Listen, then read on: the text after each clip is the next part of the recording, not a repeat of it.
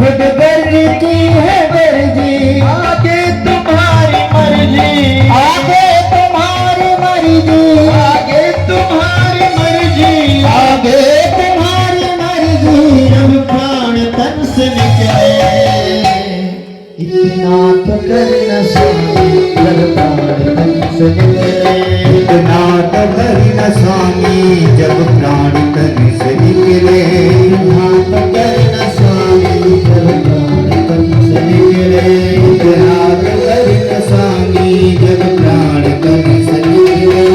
गोविंद नाम लेकर मेरे प्राण तन से निकले, गोविंद नाम लेकर जब प्राण तन से निकले, श्याम नाम लेकर मेरे प्राण तन से निकले, श्याम नाम लेकर मेरे प्राण तन से निकले, श्याम नाम लेकर मेरे प्राण तन से निकले, श्याम नाम लेकर मेरे प्राण तन से निकले, श्री राम नाम लेकर मेरे प्राण तन से निकले, श्री राम नाम लेकर मेरे प्राण तन से निकले। इतना तो करना स्वामी जब प्राण तन से निकले, इतना तो करना स्वामी जब प्राण तन से निकले, इतना तो करना।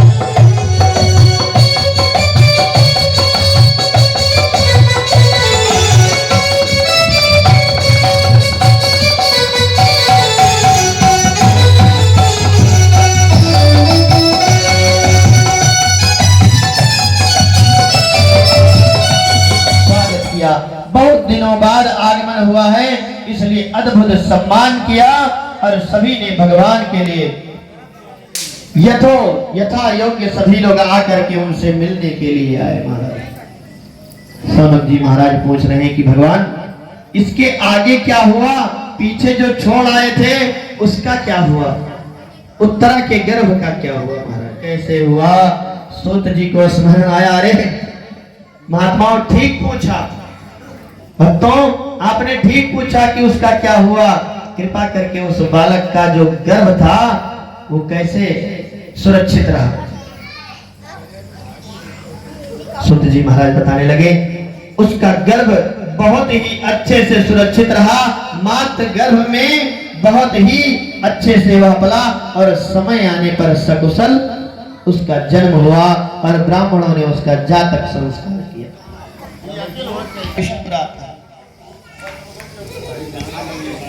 इसलिए इनका नाम विष्णु रात परा। पर ये बालक जिसकी गोद में जाता उसके सामने, जिसके भी सामने जाता वह नाम क्या पड़ गया महाराज, परीक्षित। परीक्षित का अर्थ होता है परितः इच्छितो इति परीक्षितः, अर्थात न जाने ये चारों तरफ किसे ढूंढता रहता है। बच्चों का स्वभाव होता है ना, इधर उधर चक्कर बक्कर देखते रहते हैं, पता नहीं क्या ढूंढने में लगे रहते हैं, कुछ पता ही नहीं चलता है। तो इसी प्रकार से हाथ पा करके धृतराष्ट्र जी से मिलने विदुर जी गए और पूछा महाराज कैसे हैं आप। तो पांडव लोगों ने कहा ठीक ठाक, आपकी सेवा कर रहे हैं। तो धृतराष्ट्र ने पांडव की प्रशंसा का पुल बांध दिया महाराज। किसी तरीके से भाई लाभ लेना था, क्योंकि सब समाप्त हो गया था, कुछ बचा नहीं। इस प्रकार से धीरे धीरे कार्य क्रम ऐसे चलता गया, धीरे धीरे सबका समय धीरे धीरे बीतता गया और समय के अनुसार परीक्षित भी बड़े हो गए और बड़े होकर के युवावस्था में आ गए और युवावस्था के उपरांत जब वन के लिए प्रस्थान करने लगे तो परीक्षित जी का राज्याभिषेक कर दिया। परीक्षित जी महाराज को सिंहासन दे दिया और परीक्षित जी महाराज को सिंहासन दे दिया और कहा कि अब आप इसका कार्यभार संभाले मारे। परीक्षित जी महाराज जी ने अपनी सत्ता को संभाल लिया।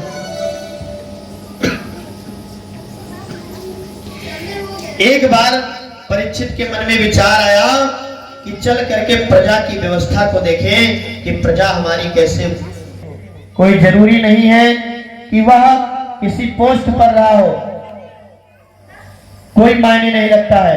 यदि बुजुर्ग है तो उसके पास अनुभव है, वह अपने अनुभव के आधार पर आपको सही मार्ग ही दिखाएगा।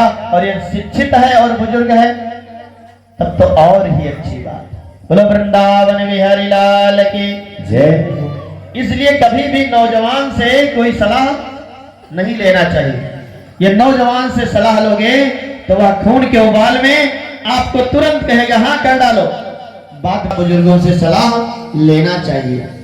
इसलिए महाराज परीक्षित अपने अनुभवी बुजुर्ग मंत्रियों को लेकर के निकल पड़े। भ्रमण करते करते सर्वत्र अपने पूर्वजों की प्रशंसा ही सुनने को मिली उन्हें, परंतु एक जगह पर बड़ा अटपटा सा दृश्य देखा कि गाय बछड़े आंसू बहाते हुए रोते रोते जा रहे हैं और एक निर्दयी दुष्ट उसके पीछे पड़ा हुआ है और वह पीटते हुए उसको ला रहा है। दोनों अपने सुख दुख की बातें एक दूसरे को सुना रहे हैं, एक दूसरे से कह रहे हैं। बछड़ा कहता है मां शायद आप इसलिए रो रही हैं कि मेरे 3 पैर टूट गए हैं, अथवा आप इसलिए रो रही हैं कि प्रभु हमें छोड़ करके अपने धाम चले गए हैं।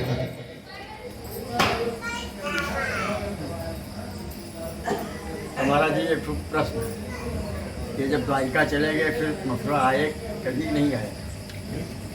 श्री कृष्ण भगवान द्वारिका चले गए फिर मथुरा आए, एक बार कि नहीं आए। और इन दोनों के संवाद को जब परीक्षित ने सुना तो क्रोध में नेत्र को लाल पीला कर लिया।